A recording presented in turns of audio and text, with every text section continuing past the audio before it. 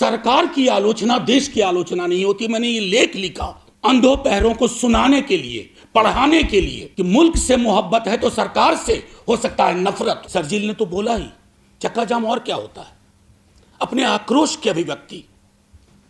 मुझे इसमें सरकारों से, पुलिस से, आईबी से उतना कष्ट नहीं है जितना माननीय जुडिशियरी से। When I looked at the language employed by the judiciary in this case, क्या था?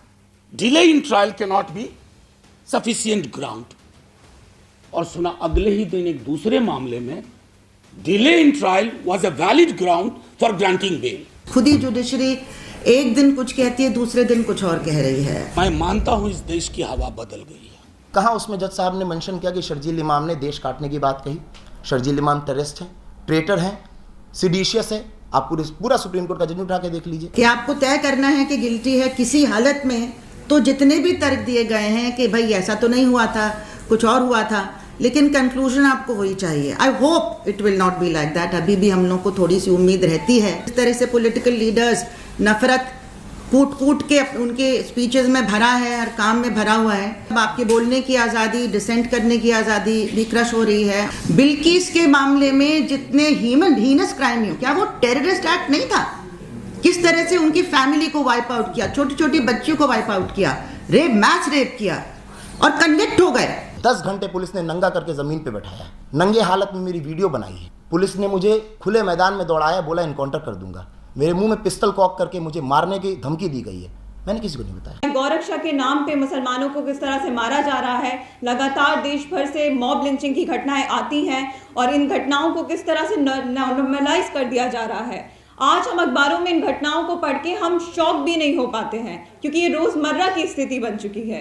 किस तरह से मुसलमानों के घरों को डिमोलिश करने की घटनाएं लगातार देश भर से आती हैं। तो इस तरह का जो माहौल बनाया जा रहा है, हमें सवाल उठाने की जरूरत है कि आप कम्युनलिज्म जैसे मुद्दों पे, आप इस्लामोफोबिया जैसे गंभीर मसलों पे अगर आप पढ़ेंगे नहीं तो आप उन्हें समझेंगे कैसे। तो इस सरकार इस बात पे भी रोक लगा देना चाहती है कि आप क्या पढ़ेंगे, कैसे पढ़ेंगे, किस मुद्दों पे रिसर्च करेंगे, किन इश्यूज पे सवाल उठाएंगे और किन चीज़ों पे आप सवाल नहीं उठाएंगे।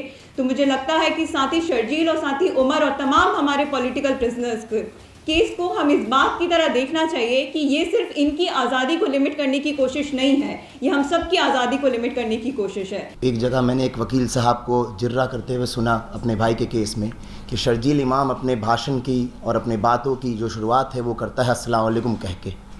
मैं शायद नमस्कार करता हूँ आपको, क्या ये टेररिज्म है? क्या अस्सलाम वालेकुम कहना टेररिज्म है? ये वकील साहब के हिसाब से शायद ये दंगा भड़काने का सबसे बेसिक मोडस ऑपरेंडी हो सकता है कि आप किसी को सलाम कर दें। तो इसलिए अब डर तो लगता है। चक्का जाम की मांग करना बिल्कुल सबसे बेसिक तरीका है प्रोटेस्ट करने का। चक्का जाम की मांग करना, जब तक सरकार को कोई तरह का इनकन्वीनियंस नहीं होगा तब तक वो मेरी बात सुनेगी भी नहीं। सारे जहां में किस्से ये मशहूर हो गए, सारे जहां में किस्से ये मशहूर हो गए, भाई हमारे मुनकरे दस्तूर हो गए।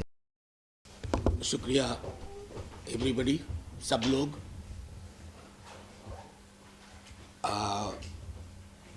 आजकल इतने लोग भी एक साथ इकट्ठा हो ऐसे मसलों के लिए तो अच्छा लगता है। You feel good and all is not lost. कहाँ से शुरू करूँ मेरी समझ में नहीं आ रहा है। मैं जानता हूँ हमारे बीच में सरकार के भी लोग होंगे, आईबी के भी लोग होंगे और उनकी कोशिश होगी कि इससे कुछ निकाला जाए। अब जैसे हमारे मुजम्मिल भाई ने मौत को एक नियति बताया, जाहिर है कल सुबह जब हम पार्लियामेंट पहुंचे तो हम में से किसी को नहीं पता था कि एक वो खबर आएगी जिसकी किसी को भी, मतलब वी वर शॉक्ड। तो इसलिए वो गालिब का है ना, मौत का एक दिन मुअय्यन है, नींद क्यों रात भर नहीं आती है। तो नींद नहीं आने के कई कारण हो सकते हैं। एक कारण उसमें यह है कि जब शर्जील, उमर, ताहिर जैसे लोग जेल में हों। मैं एक छोटी बात कहता हूँ, आने से पहले सोच रहा था कि लेफ्ट मूवमेंट और बाकी आंदोलनों में भी, क्योंकि नारे आंदोलनों की एक जैसे रहते थे, एक नारा हुआ करता था हर जुल्म की टक्कर में संघर्ष हमारा नारा, और दूसरा नारा हुआ करता था कि जो हमसे टकराएगा चूर चूर हो जाएगा। अब आज के दौर में चूर चूर हो जाने को ये भी माना जा सकता है कि ये मेरी हत्या की बात कर रहा है, मुझे खत्म करने की बात कर रहा है, क्योंकि चूर चूर होने के बाद तो बचता नहीं है कुछ भी। चक्का जाम, मैं नहीं जानता, आप में से बहुत सारे लोग सब जानते होंगे, इस देश में एक पॉलिटिशियन थे जॉर्ज फर्नांडिस। जिन लोगों ने उनके बारे में सिर्फ नाम सुना है, मैं आग्रह करूंगा, रामगुंडम की बायोग्राफी है जॉर्ज फर्नांडिस पे, उसको पढ़ लीजिए। आज वो 100 बरस के लिए जेल में रहते हैं। उन्होंने कुछ भी नहीं कहा था, मतलब उनकी तुलना में सरजील ने कुछ भी नहीं बोला। चक्का जाम हम लोग अक्सर बोलते रहे। मैं आपको एक छोटा उदाहरण देता हूं। मैंने आज से कुछ बरस पूर्व चक्का जाम किया है। हुआ यूं कि Delhi school of social work में हमारे गर्ल्स हॉस्टल के पास मेट्रो के निर्माण के दौरान एक दीवार गिर गई। गर्ल्स हॉस्टल मेरा एक्सपोज हो गया। मैं और मेरे students we went to the metro authorities. They said nothing doing, it will take time, we will go to forest department and so on and so forth. And I was worried about the fact that the girls hostel shall be exposed to Mall Road. और उसने थोड़ी बदतमीजी भी हमसे की। मैंने कहा within 1 our तुम आओगे मेरे पास, और मैं और मेरे 90 स्टूडेंट्स ने हम मॉल रोड पे लेट गए, आधे इधर आधे उधर। आजादपुर से बस अड्डे की ट्रैफिक, बस अड्डे से आजादपुर की ट्रैफिक रुक गई। 40 मिनट के अंदर दिल्ली पुलिस कमिश्नर आए और 2 घंटे के बाद दीवार बननी शुरू हो गई। चक्का जाम किया था हमने। सरजील ने तो बोला ही, चक्का जाम और क्या होता है, अपने आक्रोश की अभिव्यक्ति। मुझे इसमें सरकारों से, पुलिस से, आईबी से उतना कष्ट नहीं है जितना माननीय जुडिशियरी से। When I looked at the language employed by the judiciary in this case, क्या था? Delay in trial cannot be sufficient ground. और सुना अगले ही दिन एक दूसरे मामले में delay in trial was a valid ground for granting bail. हम इस दौर में जी रहे हैं। हर्ष भाई को भी मैं सुन रहा था। एक मेजॉरिटेरियन इथॉस इस देश को चला रहा है। मैं अपने तमाम पुलिस के भाइयों से भी कहूंगा, सरकार की आलोचना देश की आलोचना नहीं होती। मैंने ये लेख लिखा अंधों पैरों को सुनाने के लिए, पढ़ाने के लिए, कि मुल्क से मोहब्बत है तो सरकार से हो सकता है नफरत हो, क्योंकि मुल्क से मोहब्बत है। आपने दोनों को एकाकार कर दिया, और पूरी की पूरी ये जो नुमाइश लगाई हुई है वो इस आधार पर लगाई हुई है। किसी का भी आप स्पीच सुनिए, राइटिंग देखिए, वो क्या कह रहा है, सरकार की नीतियों की आलोचना कर रहा है। The other day Michael Parenti, he died. ये तो अमेरिकन थे, अपनी सरकार की बकिया उगेर के रखते थे। What are we up to? मैं ज्यादा वक्त लेके नहीं कह सकता कि slogan in itself can not be a ground for sedition, treason, because sloganeering in a democracy is part and parcel of our everyday political discourse. वही सरकार और उसी सरकार का प्रभाव जब न्यायिक संस्थाओं पर पड़ता है तो पूरा का पूरा ट्विस्ट किया जाता है, as if the slogans were against the nation. ना, people were on roads, CA and RC को लेकर के, और वो वैलिड था। आज भी आप उसको ढंग से नहीं कर पाए। तो मैं सिर्फ इतना कहूंगा, मुजम्मिल भाई ने हमारे और हमको और हर्ष भाई को तो बता दिया है कि अब बुजुर्ग हैं हम लोग, तो उस एक बात का विरोध मान लो। नहीं, जाहिर है उम्र दिखनी चाहिए, लेकिन उसके साथ साथ एक महत्वपूर्ण बात है। मैं मानता हूं इस देश की हवा बदल गई है, और मैं अक्सर, अभी हाल में भी मैंने एक लेख लिखा, तकरीबन 90 में मैं दिल्ली यूनिवर्सिटी आया था।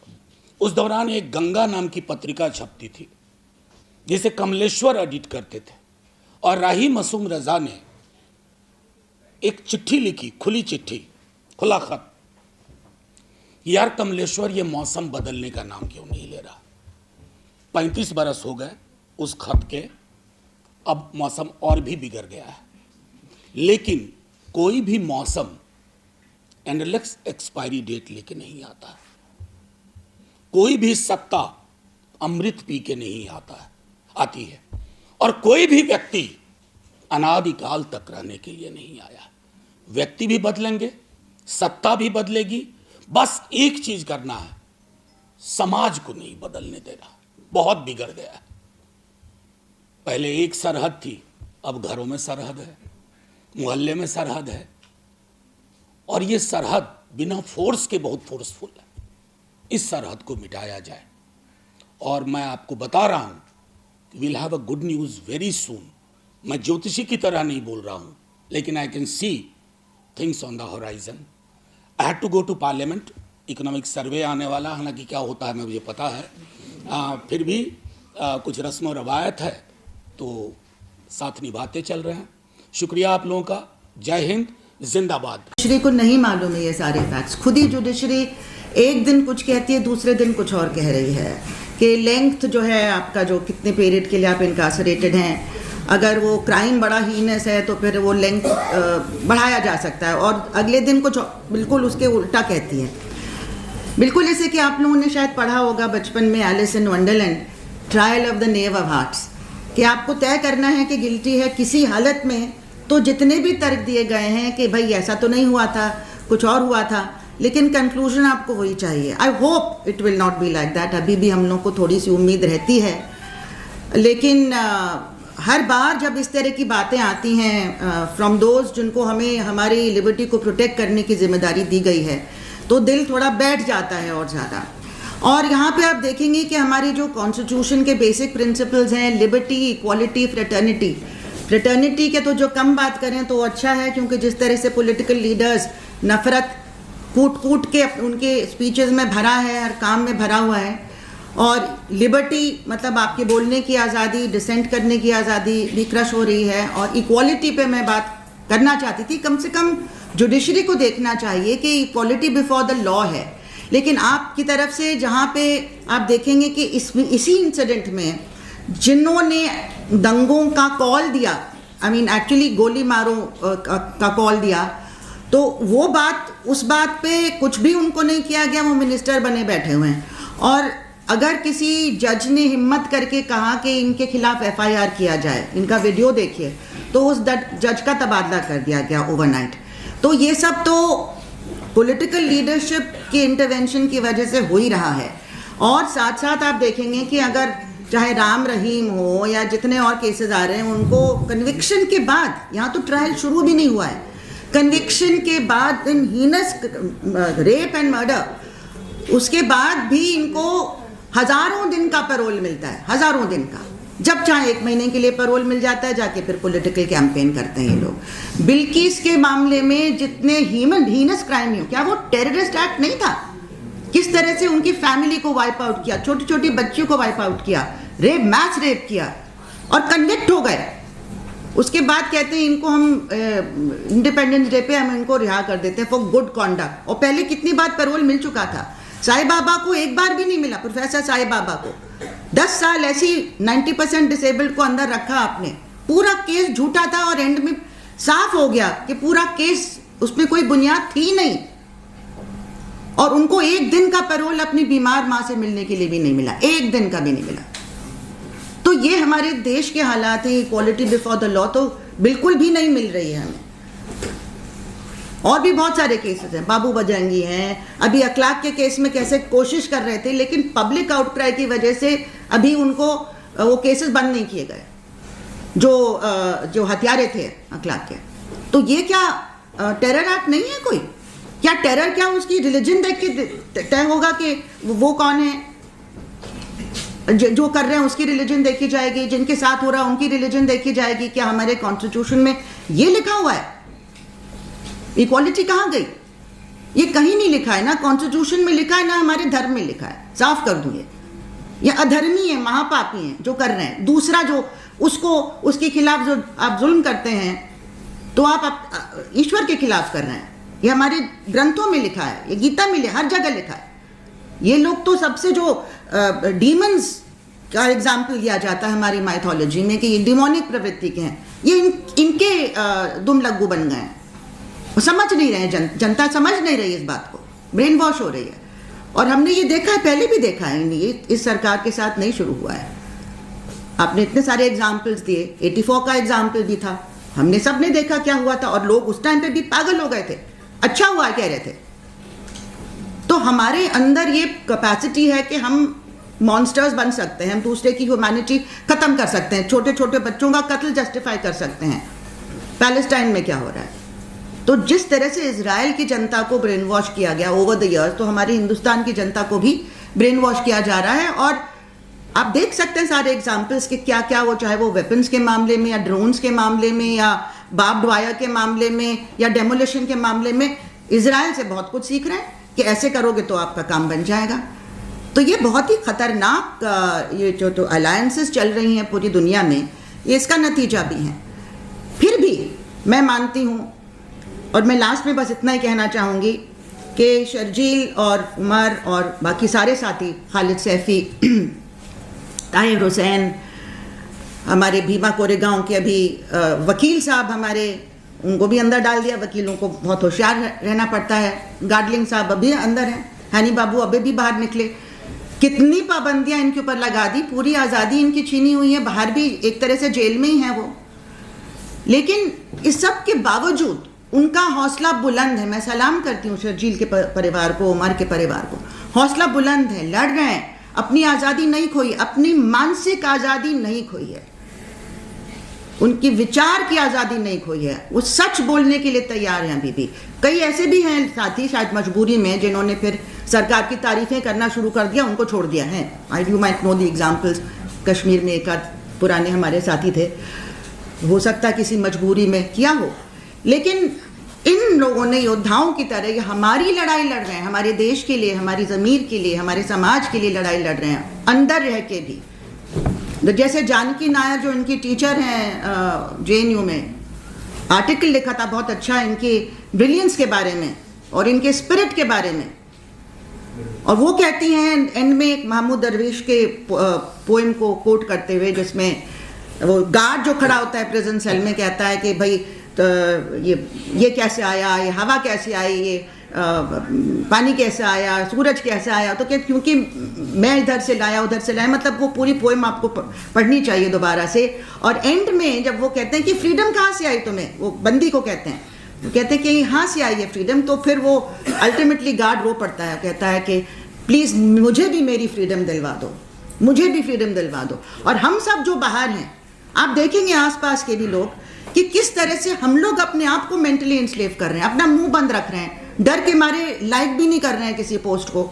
यूनिवर्सिटी में हम देख रहे हैं क्या हाल हो रहा है, पूरी बर्बादी छाई हुई है वहाँ पे, फिर भी लोग बाय एंड लार्ज चुप रह रहे हैं। तो हम अपने आप को प्रिजनर बना रहे हैं, हम अपनी मौत के पहले ही मर चुके हैं, और जो हमारे लिए लड़ रहे हैं वो जेल की सलाखों में बंद है। तो हमको उनसे लेसन सीखना है। अभी भी हमको लीड कर रहे हैं अंदर से, और उनके परिवार हमको लीड कर रहे हैं। और हम सबको अपना करेज, क्योंकि माया अंजुलू ने कहा था कि आपकी कोई भी वैल्यूज आप प्रैक्टिस नहीं कर सकते हैं जब तक आप में करेज ना हो। इसीलिए इनसे डरते हैं, क्योंकि ये करेजस लोग हैं, ये लीडर्स बन सकते हैं, ये इंटेलेक्चुअल लीडरशिप भी दे सकते हैं, इसीलिए ये पीछे हैं। आप चाहते हैं कि आप इस देश को गुलाम बना दें फिर से। आप चाहते हैं कि आप जिनके साथ आपने अलायंसेस किए हैं ग्लोबली, और आपके जो छुटपुट जो एजेंट्स हैं, क्रोनी कैपिटलिस्ट, इनको पूरी देश की पूंजी पकड़ा दो, चाहे जंगल हो या ज़मीन हो या पानी हो या मिनरल्स हो, सब कुछ पकड़ा दो। उसके लिए आदिवासियों को ख़त्म करो, जो आवाज़ उठाए उसको ख़त्म करो, और माइनॉरिटीज़ को टारगेट इसलिए करो कि जैसे हिटलर ने देखा था कि this is the best way to generate power, नफरत। दी अदर, कोई जो अगर मुसलमान नहीं होते तो इन्वेंट किए जाते, उनको दुश्मन, किसी को दुश्मन बनाना ज़रूरी है। तो दी अदर को आप दुश्मन बना के आप लोगों को की आंखों पे पट्टी बांध सकते हैं, आप आपस में लड़वा के आप अपनी लूट कंटिन्यू कर सकते हैं। तो this is what is happening. लोगों को अपनी आंखें खोलनी चाहिए, और हमारी ये लगातार कोशिश रहेगी। एक दिन में कभी भी कुछ नहीं होता है। आज हम कुछ बीज बोते हैं तो पेड़ उगने में टाइम लगता है, लेकिन आज अगर हम नहीं लड़ेंगे तो फ्यूचर जनरेशन्स हमसे सवाल करेंगे कि आप क्या कर रहे थे। अपनी ज़मीर को हमें साफ रखना है, इसलिए ज़्यादा से ज़्यादा लोगों को जुड़ना है, ज़्यादा से ज़्यादा लोगों को प्रोटेस्ट करना है, ऐसी सभाओं में भी आना है और जहाँ भी हो सकता है बात रखनी अपनी। और कहीं ना कहीं मुझे यकीन है कि ये जो हालात हैं ये बदलेंगे, रिहाई भी मिलेगी और हमारे समाज में भी परिवर्तन आएगा। और इसी के साथ मैं अपनी बात ख़त्म करती हूँ। बहुत बहुत शुक्रिया। सारे जहां में किस्से ये मशहूर हो गए, सारे जहां में किस्से ये मशहूर हो गए, भाई हमारे मुनकरे दस्तूर हो गए। अब तो हाल ऐसा है कि सलाम करने में भी डर सा लगता है, क्योंकि जहाँ तक मामला है कोर्ट में जो फ़ैसले चल रहे हैं और जो अदालतों का नज़रिया है, तो एक जगह मैंने एक वकील साहब को जिर्रा करते हुए सुना अपने भाई के केस में कि शर्जील इमाम अपने भाषण की और अपने बातों की जो शुरुआत है वो करता है अस्सलाम वालेकुम कह के। मैं शायद नमस्कार करता हूँ आपको, क्या ये टेररिज्म है? क्या अस्सलाम वालेकुम कहना टेररिज्म है? ये वकील साहब के हिसाब से शायद ये दंगा भड़काने का सबसे बेसिक मोडस ऑपरेंडी हो सकता है कि आप किसी को सलाम कर दीजिए। तो इसलिए अब डर तो लगता है, डर सही ज़ाहिर बात है, डर लगता है, लेकिन तब भी ज़िंदगी है, जीना है, क्योंकि मौत तो बरहक है और लड़ाई अपनी ज़िंदगी के साथ लड़ते रहनी है। कोई इंसान कमाने के लिए लड़ रहा है, कोई इंसान जीने के लिए लड़ रहा है, कोई इंसान अपने हकूक़ के लिए लड़ रहा है। रही बात जो असद अशरफ साहब ने बोला, हमारे बड़े भाई ने, कि फैमिली का पक्ष रखा जाए, तो ये सबसे पहली बात है, ज़ाहिर बात कि मैं जब यहाँ आ रहा था तो मेरे वालिदा और मेरे मामा ने मुझे पहली बात बोली कि मत जाओ, मत जाओ, शायद तुम जाओ कुछ बोलो कहीं तुम्हें भी ना उठा के ले जाएं। तो फिर मैंने बस उन्हें एक ही बात बोली कि ज़िंदगी में अब सब कुछ खो ही चुके हैं, अब खोने को बचा ही क्या है, और उठाएंगे तो अब क्या ही उठाएंगे, अब तो सब ये आम हो गया है, नज़र आम है कि हिंदुस्तान में आप हिंदू हैं या मुसलमान हो। हाँ, मुसलमान से ज़्यादा मोहब्बत है, इसमें कोई शक और शुबा नहीं है, ये तो मानने की बात है कि मुसलमान अगर हैं और ज़बान थोड़ी भी आप खोलेंगे तो क्या आपके साथ किया जाएगा ये बेहतर आप भी जानते हैं और हम भी जानते हैं। तो फैमिली, देखिए मसला ये शर्जील इमाम का नहीं है सिर्फ। शर्जील इमाम को अगर हम एक इकलौते एक ऐसे सिंबल के तौर पे देखते हैं कि शर्जील इमाम, लेकिन ये बहुत ही कॉमन सी बात है कि हम कम से कम शर्जील इमाम तालीम याफ्ता थे, या उनके भाई तालीम याफ्ता हैं, या उनके आसपास के लोग, एक सर्कल ऐसा है जो JNU का, IIT का है, ब्यूरोक्रेसी का है, कि जो लोग ऐसे हैं कि जो उनके बारे में बोल सक रहे हैं।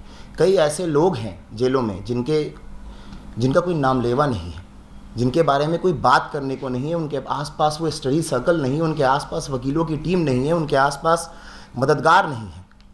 तो मैं बहुत ही फ़ख्र से बोलता हूँ और बहुत शुक्रगुज़ार हूँ ऐसे लोगों का, जो भी हमारे गेस्ट हैं, जो भी हमारे साथ खड़े हैं, वो शर्जील इमाम के बारे में बात कर रहे हैं और ऐसे लोगों के बारे में बात कर रहे हैं।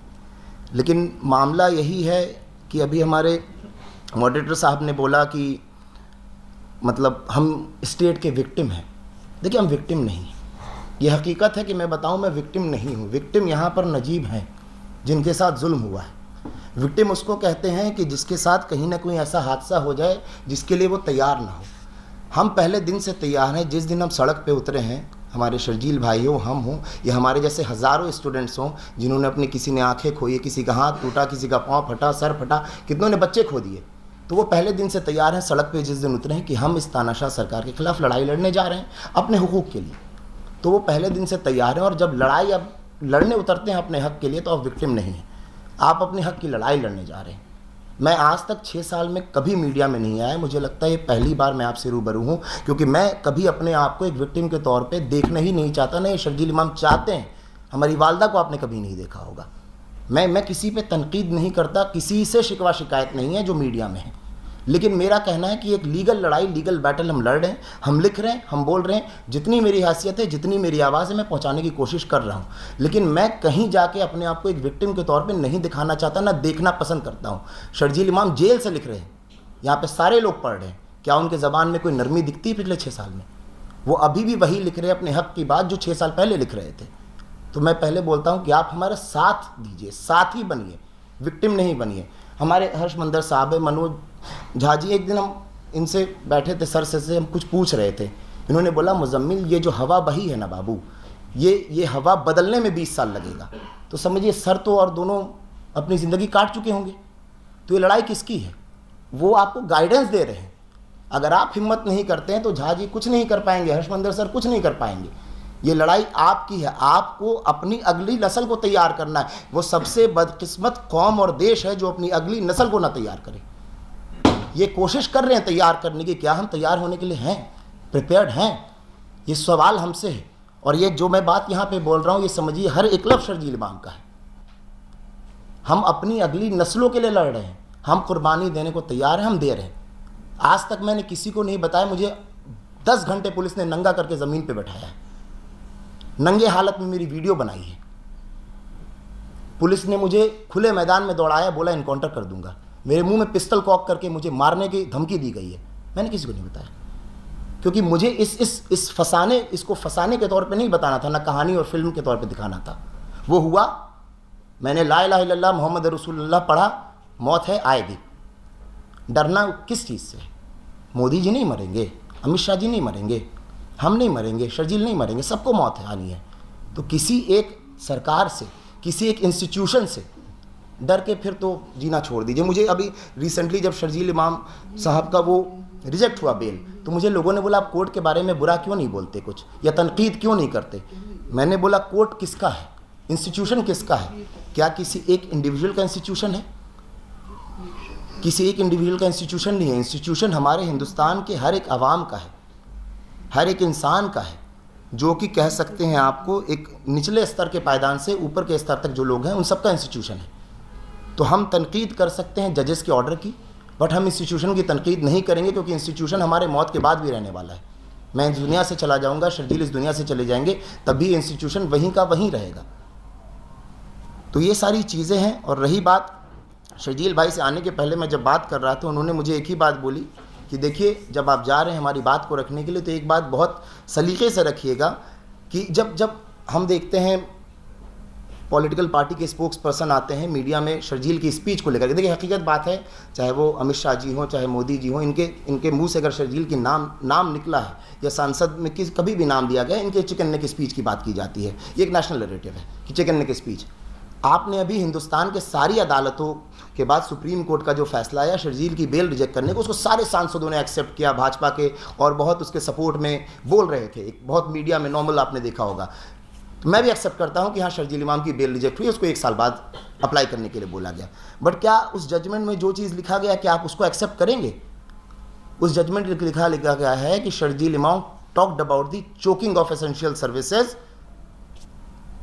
चिकन नेक के पास की। कहाँ उसमें जज साहब ने मेंशन किया कि शर्जील इमाम ने देश काटने की बात कही? शर्जील इमाम टेररिस्ट हैं, ट्रेटर हैं, सिडिशियस है। आप पूरा सुप्रीम कोर्ट का जजमेंट उठा के देख लीजिए। तो मीडिया सिर्फ एक पर्सपेक्टिव के हिसाब से एक सेलेक्टेड नैरेटिव चला रही है, और मुझे बहुत शर्मिंदगी ये होती है कि बड़े बड़े पॉलिटिकल पार्टी के स्पोक्स पर्सन से जब शर्जील इमाम की स्पीच के बारे में तबसरा किया जाता है, तो वो ये नहीं बता पाते, उत्तर प्रदेश के सांसद होने के बावजूद, कि इलाहाबाद हाई कोर्ट ने लिखा है कि शर्जील इमाम ने कभी हथियार उठाने की बात नहीं कही, शर्जील इमाम ने कभी देश काटने की बात नहीं कही, शर्जील इमाम ने किसी को वायलेंस करने के लिए नहीं कहा। तो भाई इलाहाबाद हाई कोर्ट के ऑर्डर को आप नहीं मान रहे हैं, आप एक लोअर कोर्ट का ऑर्डर जाके पढ़िए जिसमें शर्जील इमाम को स्केप गोट बताया गया, आप इसकी बात नहीं कर रहे।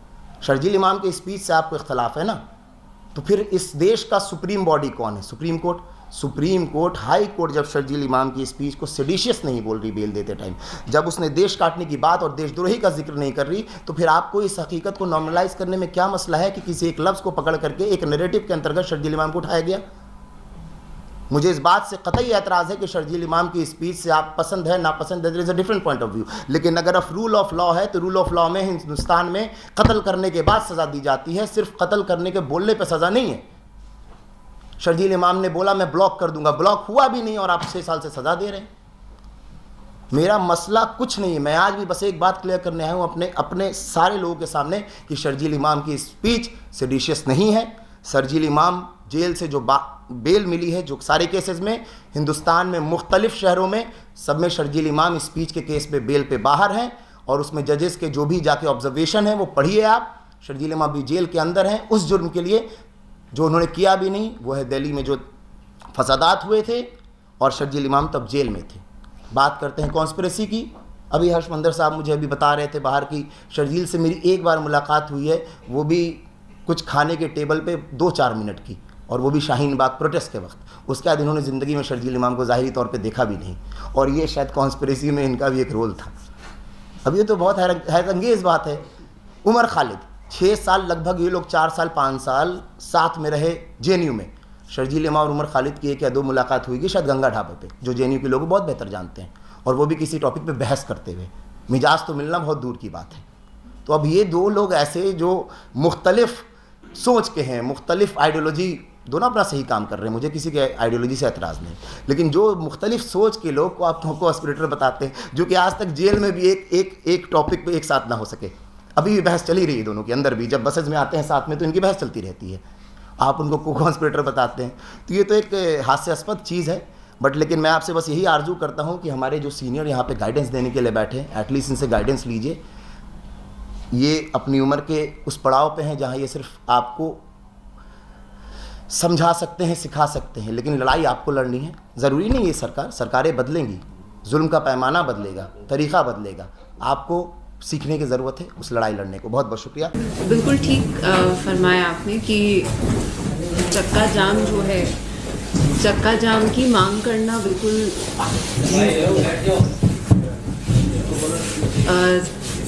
सबसे बेसिक तरीका है प्रोटेस्ट करने का, चक्का जाम की मांग करना। अगर मुझे किसी बात से परेशानी है, कोई लॉ पास हुआ है और मैं अग्री नहीं करती हूँ या कोई एक तबका अग्री नहीं करता है उससे, अब अगर मैं अपने कमरे में बैठ के उसके बारे में सोचती रहूँ कि इसको चेंज होना चाहिए, तो उससे तो वो चेंज नहीं होगा, क्योंकि जब तक सरकार को कोई तरह का इनकन्वीनियंस नहीं होगा तब तक वो मेरी बात सुनेगी भी नहीं। और यही लॉजिक होता है प्रोटेस्ट का, यही लॉजिक था जब गांधी जी भी प्रोटेस्ट कर रहे थे अंग्रेज़ों के ख़िलाफ़।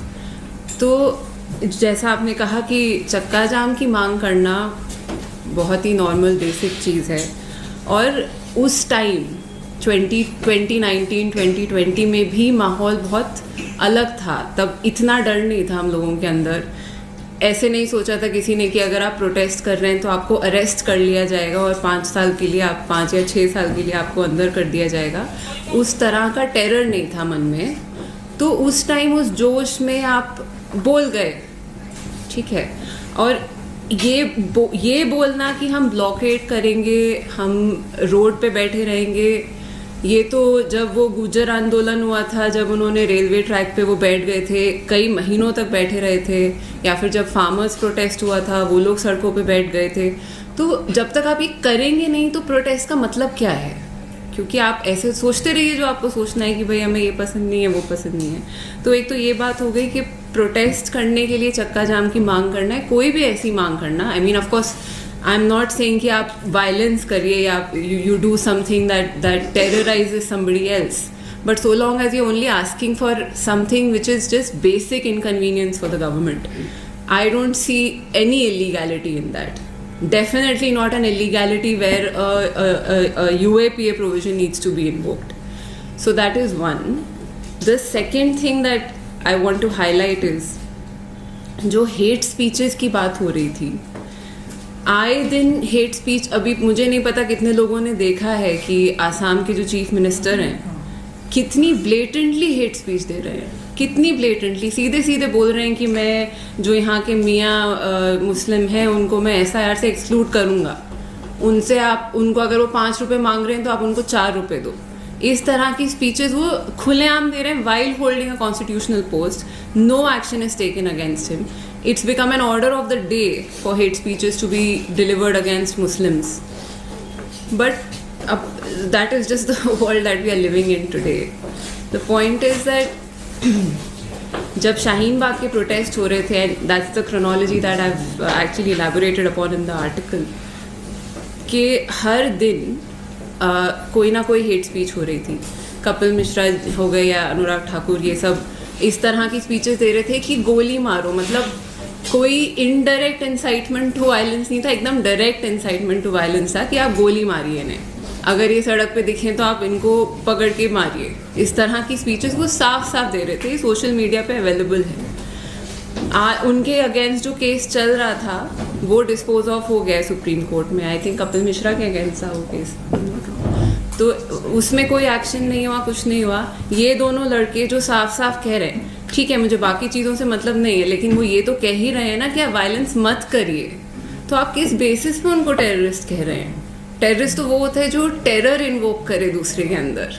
अगर कोई मुझे कहता है कि आप उसे जाके गोली मारो तो that will invoke a sense of terror inside me, not the other way around. तो ये टाइम था जब दिसंबर में ये इस तरह की स्पीचेस स्टार्ट हो गई। फिर वो जो एक इंसिडेंट था जिसमें किसी ने जाके गोली मार दी थी प्रोटेस्टर्स के ऊपर, कोशिश की थी जामिया में। नहीं, एक और हुआ था सर, वो शाहीन बाग में भी। तो उस टाइम हम लोग गए थे सुप्रीम कोर्ट, काफ़ी लोग गए थे, हम भी थे उनमें, कि प्रोटेक्शन मांगने के लिए प्रोटेस्टर्स के लिए, because they were under threat.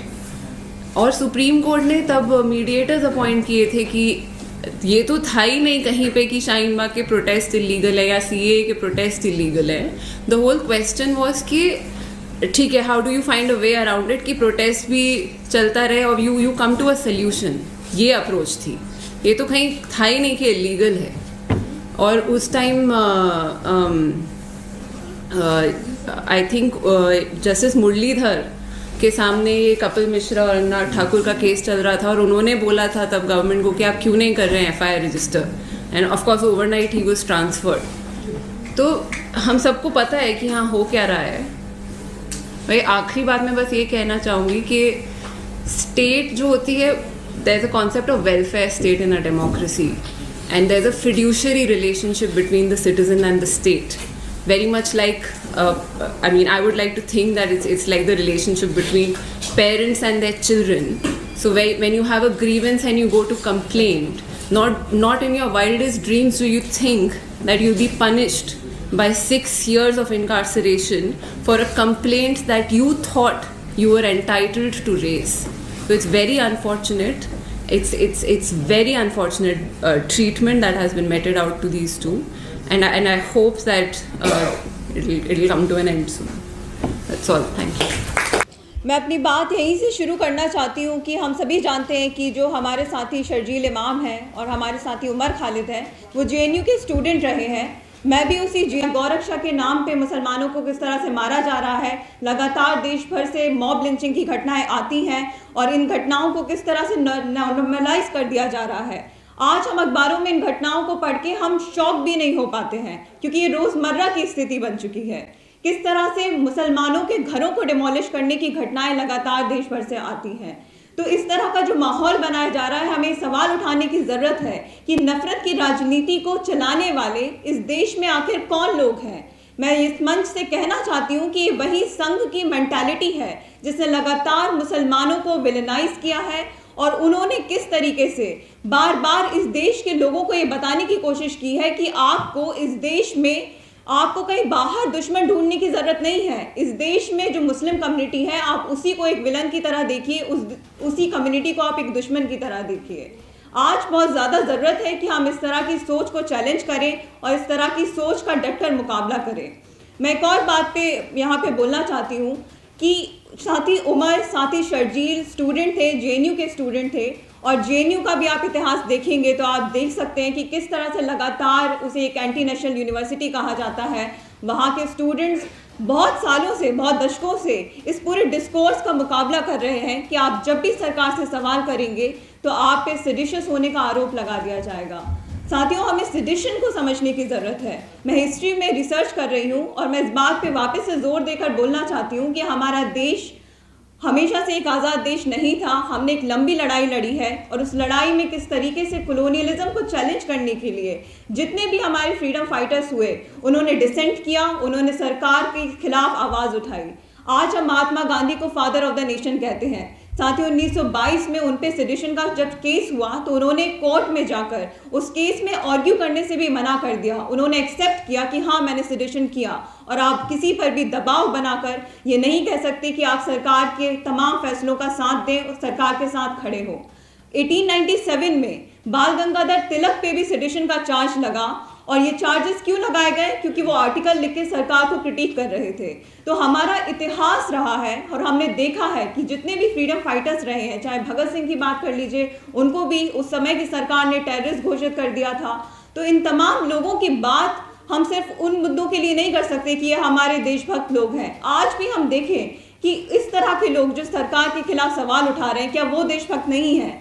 हमें इस बात पे जोर देने की ज़रूरत है कि ये सरकार जो बैठी हुई है, जो तमाम सवाल करने वाले लोगों को एक टैग दे देना चाहती है कि आप सेडिशियस हैं, आप देश विरोधी हैं, तो सरकार से सवाल पूछने की ज़रूरत है कि आपकी देश प्रेमी होने का डेफिनेशन क्या है। ये वही सरकार है जिसको हम देख रहे हैं कि लगातार चाहे शिक्षा का भगवीकरण करने की कोशिश की जा रही हो, चाहे इस देश में जंगल, ज़मीन और यहाँ तक कि हवा को बेचने की कोशिश की जा रही हो, तब हम देखते हैं कि किस तरह से अडानी और अंबानी जैसे लोगों को ये पूरा देश बेचने पे आ जाते हैं। और वहीं दूसरी ओर जो इस देश के कंसाइंस को बचाने वाले लोग हैं, जिस बात पे जोर देने वाले लोग हैं कि आप मार्जिनलाइज तबकों को, माइनॉरिटीज़ को, महिलाओं को, चाहे दलित हो चाहे छात्र हो, आप इन सब की आवाज़ों को दबा नहीं सकते, तो उनको ये जेलों के पीछे डाल देते हैं। तो आज बहुत ज़्यादा ज़रूरी है कि हम इन तमाम चीज़ों पे बात करें। साथ ही शर्जील के केस में मैं एक और बात पे यहाँ पे बोलना चाहती हूँ, वो ये है कि जब पुलिस यहाँ पे चार्जशीट दाखिल करती है, तो उस पुलिस की चार्जशीट को जब मैंने देखा तो एक बहुत ही, मैं कहूँगी कि बहुत फ़नी चीज़ है कि उन्होंने ये मेंशन किया कि साथी शर्जील अपनी रिसर्च के दौरान रेडिकलाइज हो गए। उन्होंने जब कम्युनलिज्म पे, पार्टीशन पे जब वो काम कर रहे थे, तो जो किताबें उन्होंने पढ़ी, जिसमें बड़े बड़े स्कॉलर जैसे कि पॉल ब्रास जैसे लोग थे, जब वो इनके वर्क पढ़ रहे थे, उन वर्क को पढ़ते हुए वो रेडिकलाइज हो गए। तो आप देखिए कि किस तरह का डिस्कोर्स बनाने की कोशिश की जा रही है कि यहाँ के स्टूडेंट पढ़ना भी छोड़ दें। आप कम्युनलिज्म जैसे मुद्दों पे, आप इस्लामोफोबिया जैसे गंभीर मसलों पे अगर आप पढ़ेंगे नहीं तो आप उन्हें समझेंगे कैसे। तो ये सरकार इस बात पे भी रोक लगा देना चाहती है कि आप क्या पढ़ेंगे, कैसे पढ़ेंगे, किस मुद्दों पे रिसर्च करेंगे, किन इश्यूज़ पे सवाल उठाएंगे और किन चीज़ों पे आप सवाल नहीं उठाएंगे। तो मुझे लगता है कि साथी शर्जील और साथी उमर और तमाम हमारे पॉलिटिकल प्रिजनर्स केस को हम इस बात की तरह देखना चाहिए कि ये सिर्फ इनकी आज़ादी को लिमिट करने की कोशिश नहीं है, ये हम सब की आज़ादी को लिमिट करने की कोशिश है। सरकार इनके पनिशमेंट को, हम देख रहे हैं कि अंडर ट्रायल प्रिजनर्स हैं, इनका ट्रायल भी स्टार्ट नहीं हुआ है, और इनके केस के तहत वो ये बता देना चाहते हैं कि तमाम सवाल करने वाले लोग डर जाएं। आज भी हम देखते हैं कि मुस्लिम कम्युनिटी में, आप देखिए, मैं भी उस कम्युनिटी से आती हूँ और मुझे पता है कि जब हमारे परिवारों में हम किसी भी पॉलिटिकल मंच पे जाके बोलते हैं तो हमें घरों से बोला जाता है कि आप मत जाइए, क्योंकि आप देख रहे हैं कि किस तरह का माहौल चल रहा है, जेलों में डाल दिया जा रहा है। तो तमाम लोगों के घर वाले किस तरह से कंसर्न हैं। तो इस सरकार की जो कोशिश है कि तमाम मुस्लिम कम्युनिटी हो चाहे बाकी मार्जिनलाइज वर्ग हो, उन तमाम लोगों को डरा दिया जाए और इनको एज एन एग्जाम्पल सेट किया जाए, ये बताने के लिए कि आज इस देश में सवाल पूछने की आज़ादी नहीं है।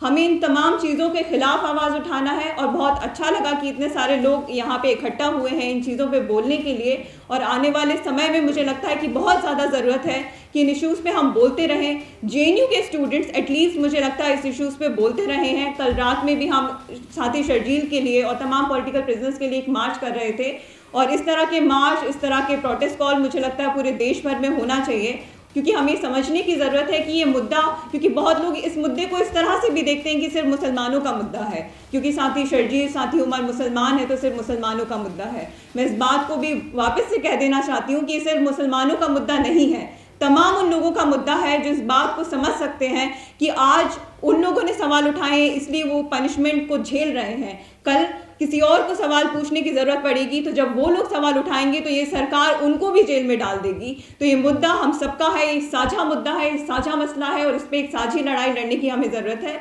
इसी के साथ मैं अपनी बात ख़त्म करती हूँ। शुक्रिया।